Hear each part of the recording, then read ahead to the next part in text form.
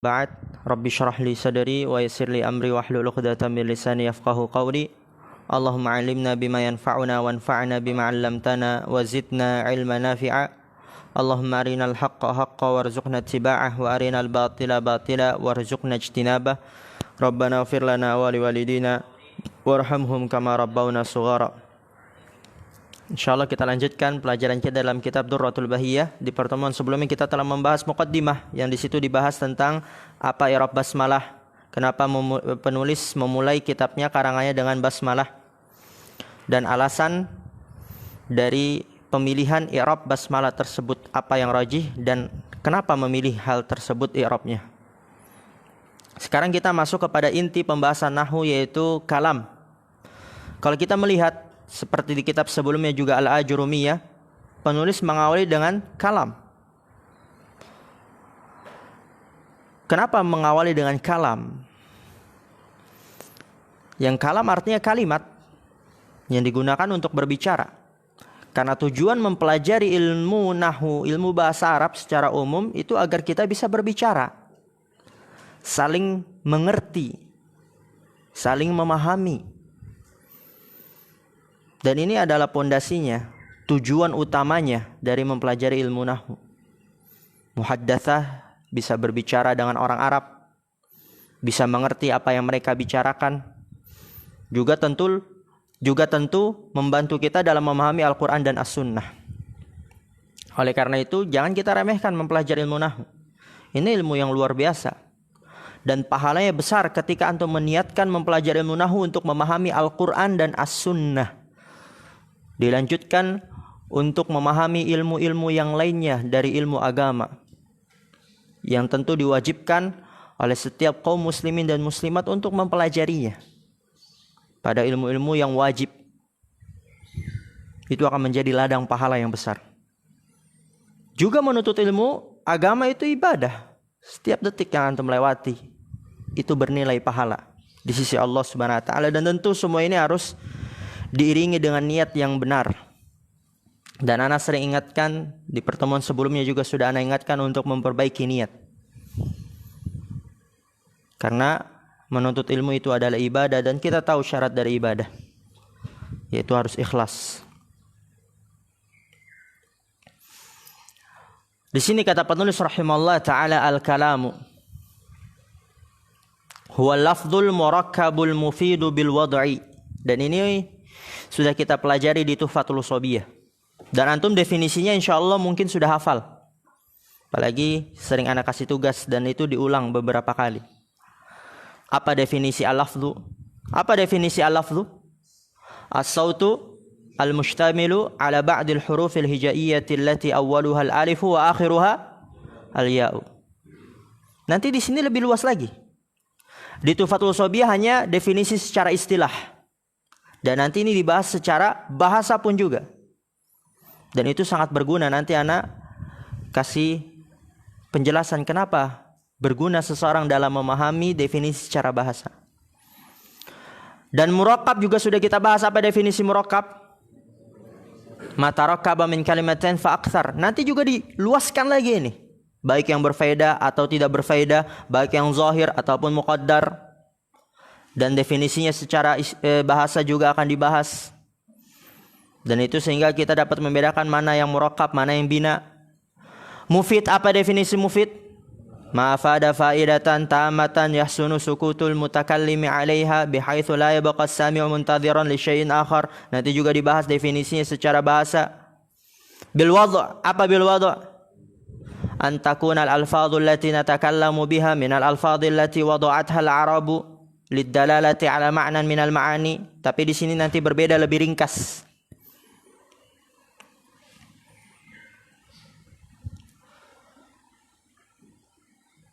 Kita langsung mulai.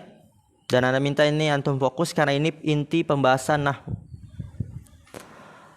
Qala syarih hafizallahu ta'ala qawluhu al-kalamu ay al-mustalahu alaihi 'inda nuhati. Seperti biasa diperhatikan harakatnya dan terjemahnya. Dan anda mungkin tidak selambat seperti di Tuhfatul Ushobiyah. Kalam yaitu yang dimaksud apa? Al-mustalahu alaihi inda nuhah. yang diistilahkan menurut para ulama nahwu. Al-mustalahu alaihi, yaitu yang diistilahkan atasnya menurut, atau kadang antum lihat terjemahnya di sisi nuhah para ulama nahwu. Jadi ini kalam definisi secara istilah. Lihat di Durratul Bahiyah ini baru dibahas kalam secara istilah, belum dibahas definisi kalam secara bahasa. Kapan nanti dibahas? Di kitab lagi nanti setelahnya yang lebih luas. Nah, seperti itu belajar. Ini kalam baru definisi secara istilah, nggak dibahas secara bahasa. Dibahasnya nanti di kitab yang lebih luas lagi. Karena di situ ada materi yang memang seseorang dia harus fokus, jeli, sehingga nggak disampaikan di buku Mutammimah ini. Kalam dia definisinya secara istilah menurut para ulama nahwu, yaitu yang tadi di matan al-lafdzul murakkabul mufidu bil wad'i. Itu definisi kalam secara istilah. Jadi kalau antum ditanya apa definisi kalam secara istilah, jawab al-lafdzul murakkabul mufidu bil wad'i. Secara bahasa apa? Belum, antum belum pelajari.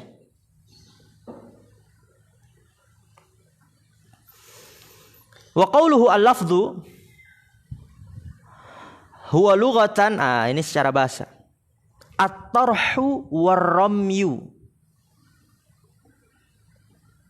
Taqulu lafadtu syai'a min fami alfidhuhu lafdhan ramaituhu. Dari perkataan penulis definisi kalam yang pertama adalah al-lafdhu. Dia definisinya secara bahasa adalah at-tarhu war-ramyu, lontaran dan lemparan. Tarh, lontaran, ram, lemparan. Jadi kalau orang Arab ngomong al-lafdhu itu artinya lontaran.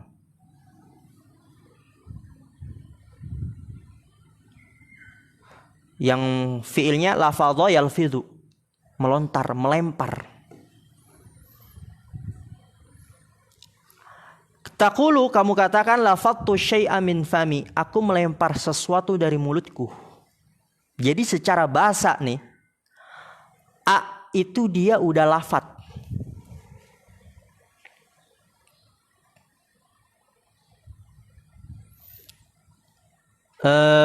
Udah lafad juga. Oke?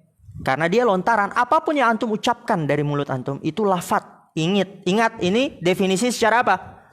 Bahasa. Jadi ada perbedaan nanti.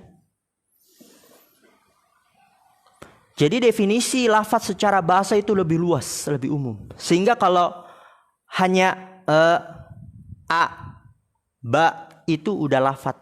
Aja nggak tahu antum itu bahasa Arab atau bukan, itu udah lafaz. Huruf apa itu juga udah lafaz. Pokoknya lontaran dari mulut.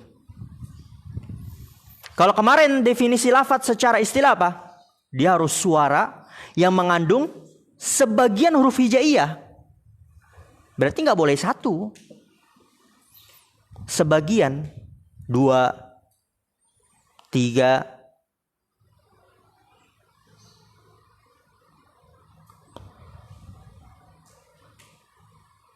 Dan antum kalau lihat firman Allah Subhanahu wa taala, Allah mengatakan ma yalfidhu qaulin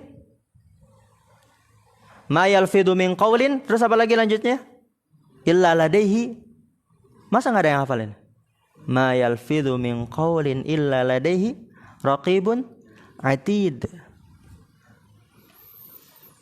Coba, berbahaya seseorang ketika dia belajar nahwu setengah-setengah. Antum coba fokus ke sini. Kalau orang misalnya mempelajari nahwu Tuhfatul Shobiyah udah selesai langsung keluar dia berdakwah, dia bisa pahami, tidaklah melafatkan dari ucapan kecuali ditulis oleh Raqib dan Atid. Jadi mungkin dia akan berpemahaman yang ditulis oleh Raqib dan Atid ketika lafaz itu tersusun dari 2 kata, 3 kata. Karena itu kan baru lafaz secara istilah, sebagian huruf hijaiyah, benar bukan? Dan takutnya dia dapat memahami kalau A itu nggak ditulis Raqib Atid, B doang nggak ditulis Raqib Atid. Tapi kalau dia mempelajari secara sempurna, secara mendalam yang sekiranya mencukupinya, dia tahu, oh maksudnya di sini ma yalfidhu al-lafdhu secara bahasa. Apapun yang dilontarkan itu ditulis secara mendetail. Nggak harus tersusun oleh sebagian huruf hijaiyah, satu aja atau nggak jelas itu juga ada dicatat. Antum ngeledek teman antum, misalnya dia ngomongnya masih terbata-bata, antum bilang nah, itu kan ngeledek tuh, ya kan? Dia nggak sebagian huruf hijaiyah, tetap dicatat.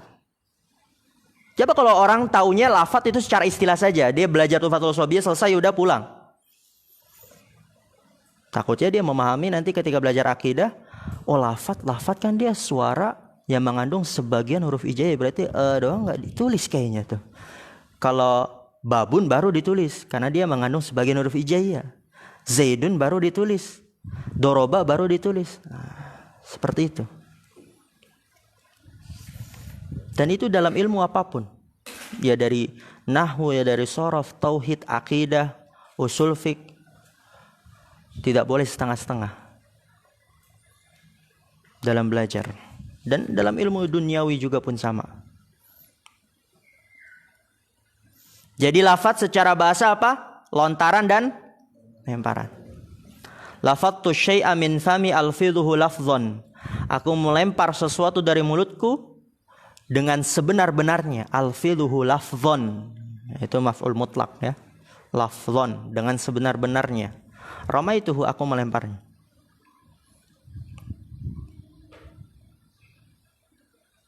Nah, secara istilah, ini secara istilah. Ini yang dibahas dalam ilmu nahwu. Kalau tadi secara bahasa. Dan ini secara istilah menurut ulama nahwu. Dia adalah as-sautul mustamilu ala ba'dil hurufil hijaiyah. Adalah suara yang mengandung atas sebagian huruf hijaiyah. Itu dalam ilmu nahwu baru dikatakan lafadz. Kalau dia mengandung sebagian huruf hijaiyah. Atau lebih ngeri lagi kalau orangnya dia benar-benar memahami sesuatu setengah-setengah. Oh lafadz itu dia yang mengandung sebagian huruf hijaiyah ya. Berarti kalau bahasa Indonesia nggak ditulis sama malaikat raqib dan atid dong. Kan dia kan bukan huruf hijaiyah, huruf alfabet. Kan gitu kalau orang dia mempelajari setengah-setengah. Akan mengeluarkan hal-hal yang aneh, bin ajaib.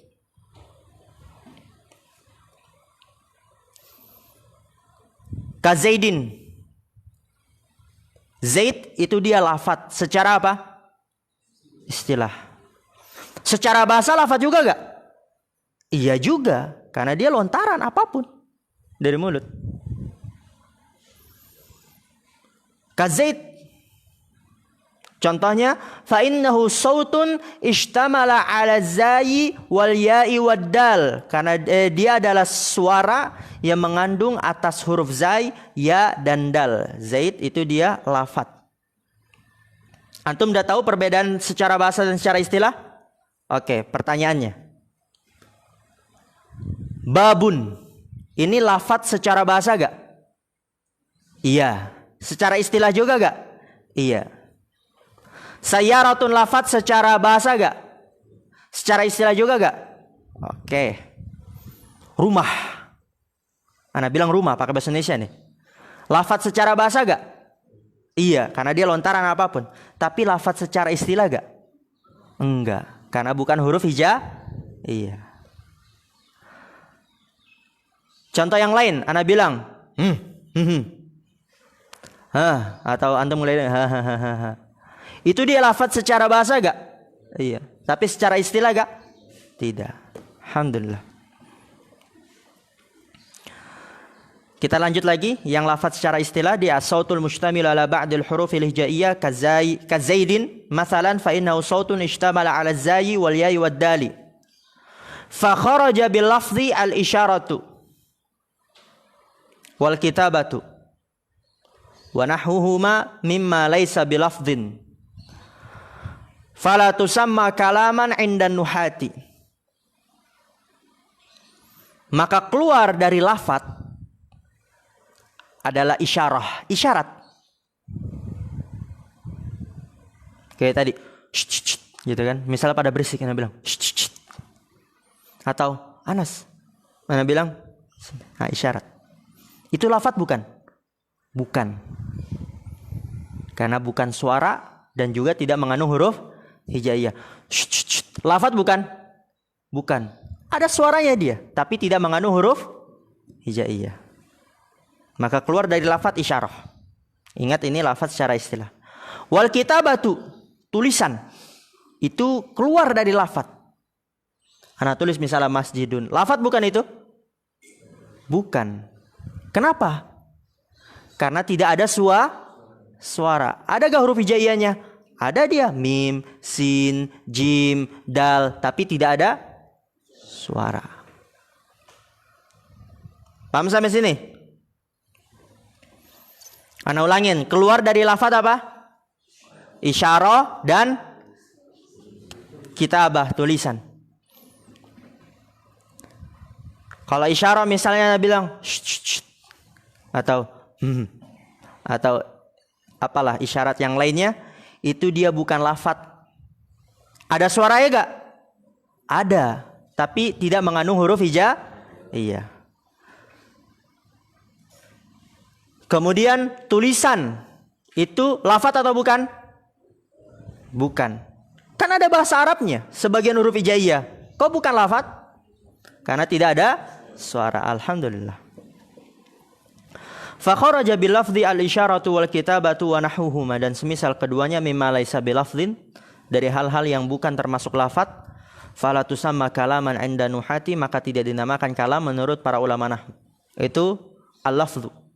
Syarat pertama dari kalam. Yang kedua, wa qauluhu al-murakkabu. Perhatikan ini.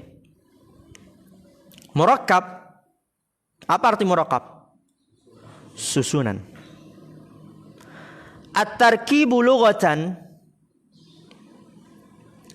wad'u syai'in ala syai'in sawa'un kana ala jihati thubuti am la.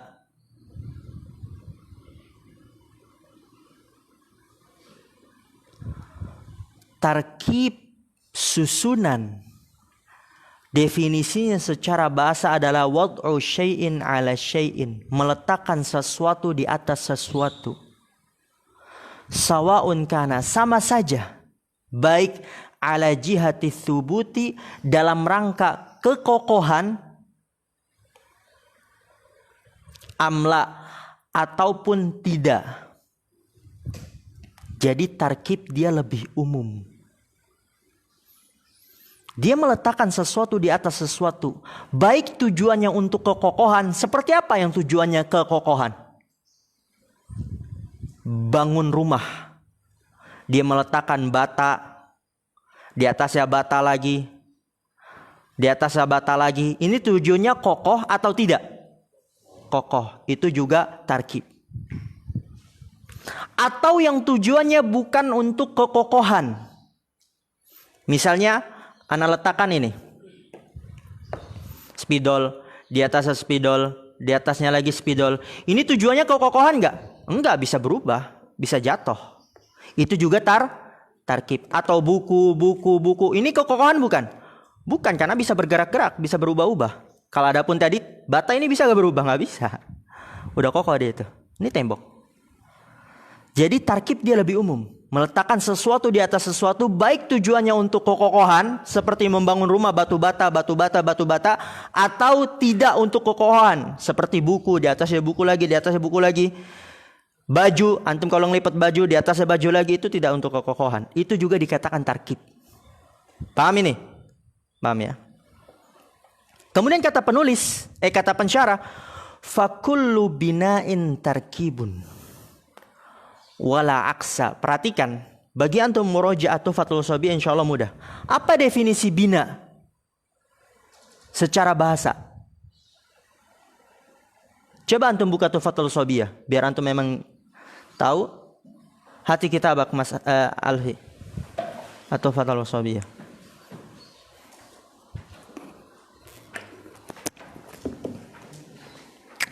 Jazakallah khair.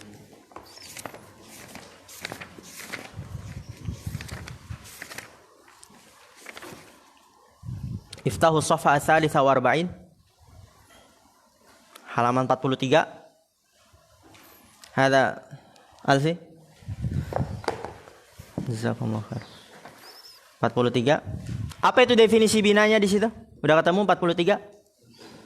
Wad'u syai'in 'ala syai'in ala wajhin yuradu bihi. Wajhin yuradu bihi apa biha?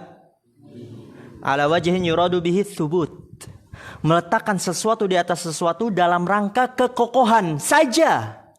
Jadi bina dia hanya untuk kekokohan.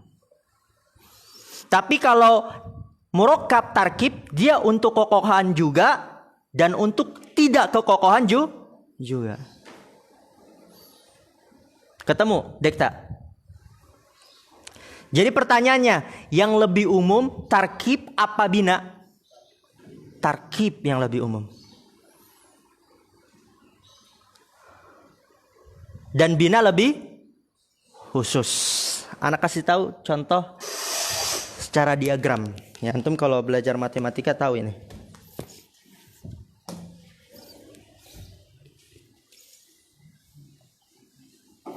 Aina al-qalamul hibr?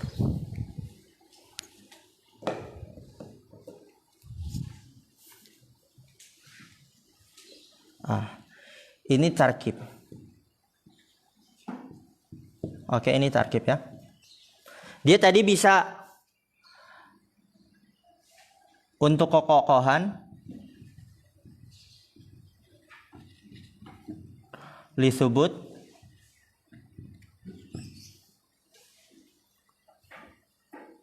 dan bisa juga tidak. Ya. La, benar bukan? Tarkib definisi secara bahasa apa? Wad'u syai'in 'ala syai'in sawa'un kana 'ala jihati tsubut am la. Itu untuk kekokohan atau tidak, dia juga untuk dia juga dikatakan tarkib. Oke? Dan tadi bina kok di sini. Dan tadi bina dia hanya untuk apa? Kekokohan atau tidak? Kekokohan. Ini bina. Binaun. Lihat di sini, berarti tarkib dia lebih umum. Karena mencakup untuk kekokohan ataupun tidak. Adapun bina dia lebih khusus. Karena untuk kekokohan saja. Paham insyaallah? Paham ini diagramnya? Hah? Paham nggak? Antum pernah belajar ini gak? Dulu? Nggak pernah ya? Kalau anak buat lebih rapi lagi.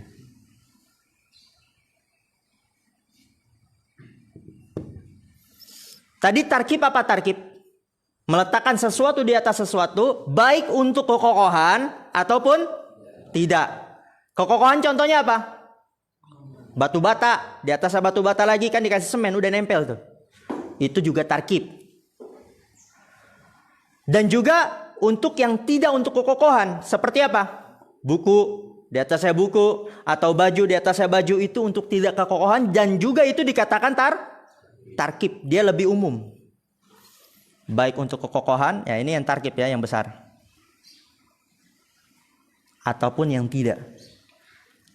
Adapun bina, dia lebih khusus. Karena dia hanya untuk yang kekokohan.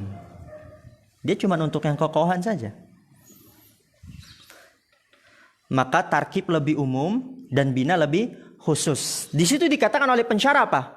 Fakullu bina'in tarkibun wala aksa.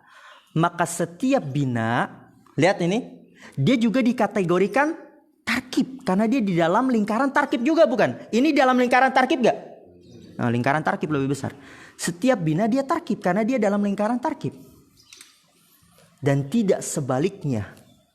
Dan tidak setiap tarkib itu bina karena tarkib ada yang tidak untuk kekokohan. Karena tarkib ada yang untuk tidak kekokohan. Antum ulang-ulangi lagi, insya Allah itu paham. Kalau antum ulang-ulangi lagi, antum melihat itu lingkarannya, insya Allah mudah.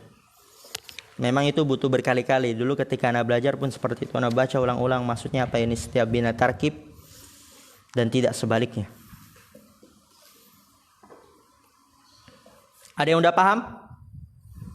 Siapa yang udah paham? Udah paham? Paham ya? Jadi setiap bina tarkib karena dia dalam lingkaran tarkib. Oke? Dan tidak sebaliknya. Maksudnya apa? Tidak setiap tarkib itu bina. Karena ada yang tarkib untuk tidak kekokohan.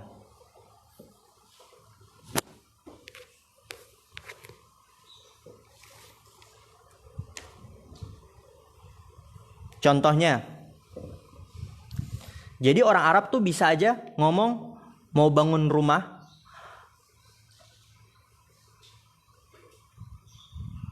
Raqabtu al-hajara alal hajari. Aku menyusun batu, di atasnya lagi batu, yaitu membangun rumah. Itu juga bisa dikatakan tarkib raqabtu. Juga bisa dikatakan raqabtul qalama alal qalami. Al qalama alal qalami. Itu juga bisa dikatakan tarkib karena baik untuk kokohan atau tidak. Tapi ketika bana ya beni itu hanya untuk kokohan. Jadi nggak bisa orang Arab ngomong itu banaitul qalama alal qalami atau banaitul kitaba alal kitabi, bisa gak? Nggak bisa. Karena bina hanya untuk kokohan. Sedangkan meletakkan buku di atas buku itu tidak untuk kokohan. Paham dek tak? Paham ya? Alhi, paham tak lah? Insyaallah. Jadi kalau bina itu hanya untuk kokohan. Banaitul al-hajara alal hajari, bisa gak? Bisa.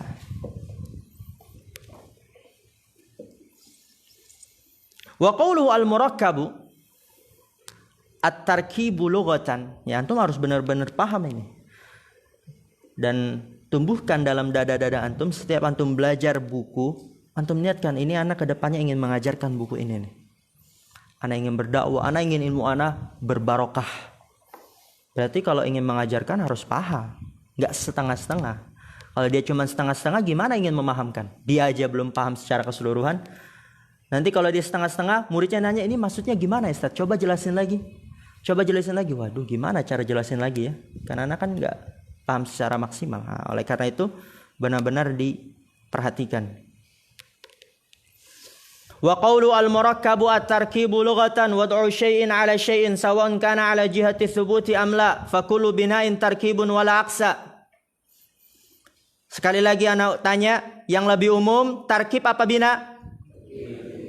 Bina lebih khusus. Oke. Wastilahan, tarkib definisi secara istilah ma tarakkaba min kalimataini fa aktsar. Apa-apa yang tersusun dari dua kata atau lebih. Ini udah kita bahas di Tuhfatul Shobiyah.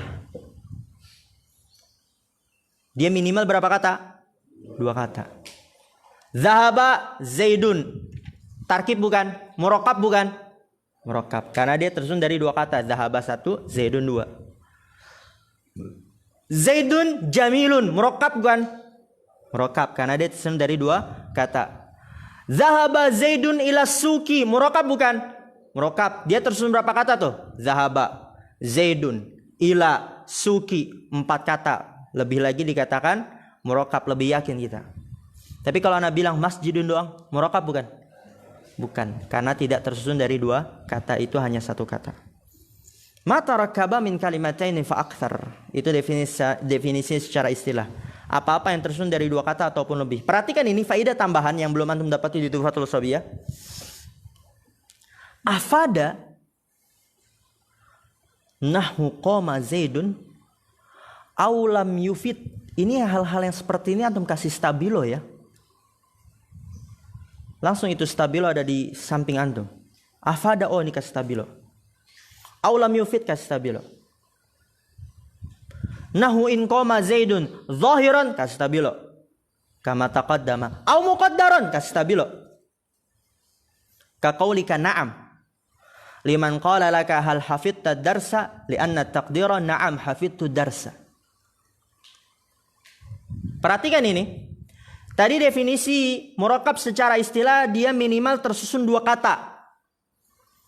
Maka di sini kata Syekh, baik itu berfaedah. Contohnya qoma Zaidun, ini dia tetap dikatakan murakkab. Ini dia dikatakan murakkab karena tersusun dari dua kata, qoma Zaidun. Aulam yufid, ataupun tidak berfaedah, kalau dia tersusun dari dua kata atau lebih juga dikatakan murakkab. Ana ulangin. Tadi murakkab minimal tersusun berapa kata? Dua. Itu baik yang berfaedah. Qoma Zaidun berfaedah gak? Antum udah pelajari kan di Tuhfatul Shobiyah definisi mufid? Berfaedah. Zaid telah berdiri, jelas, faham. Dan dia murakkab karena tersusun dari dua kata. Ataupun yang tidak berfaedah, tapi dia tersusun dari dua kata atau lebih, dia juga dikatakan murakkab. Awalam yufitnahu in qoma Zaidun, apabila Zaid berdiri, ini dia berfaedah gak? Tidak, karena gak dapat dipahami apa maksudnya apabila Zaid berdiri. Gak sempurna. Entah apabila Zaid berdiri Habli bangun, apabila Zaid berdiri Khalil nulis, apabila Zaid berdiri Mas Akbar ke kamar mandi. Jadi belum mufid, belum berfaedah, belum bisa dipahami. Dan dia juga dikatakan murakkab. Karena in qoma Zaidun tersusun dari berapa kata itu? 3.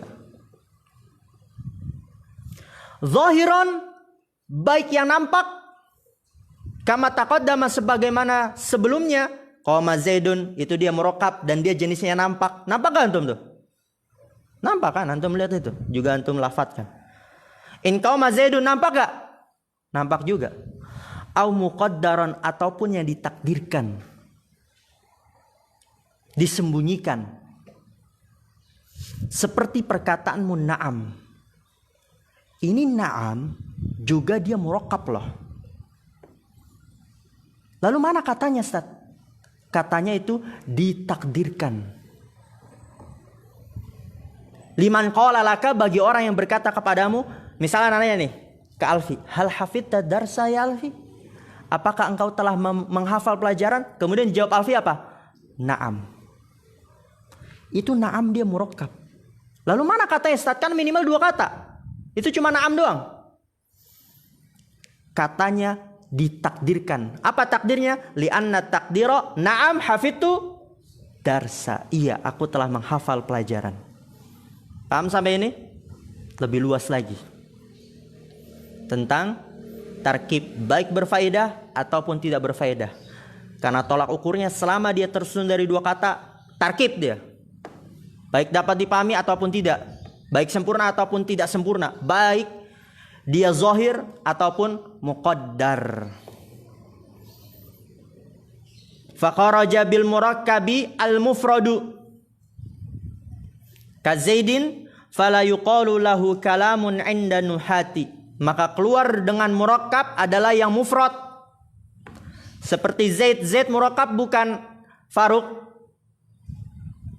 Bukan. Kenapa? Karena dia hanya 1 kata ahsan. Sedangkan murakkab dia minimal 2 kata. Fala yuqalu lahu kalamun 'inda nuhati, maka tidak dikatakan kepadanya atau baginya kalam menurut para ulama nahwu. Karena syarat dari kalam yang kedua dia harus murakkab. Kita istirahat dulu sampai jarum panjang ke angka 2 ya, 30 menit antum istirahat. Subhanakallahumma bihamdika asyhadu an la ilaha illa anta astaghfiruka wa atubu ilaik. Assalamualaikum warahmatullahi wabarakatuh.